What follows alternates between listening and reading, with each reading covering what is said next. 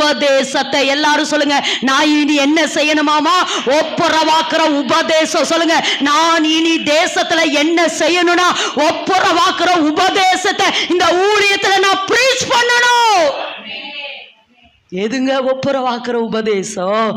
எதுங்க ஒப்புரவாக்குற உபதேசம்? அதுதான் சுவிசேஷம்.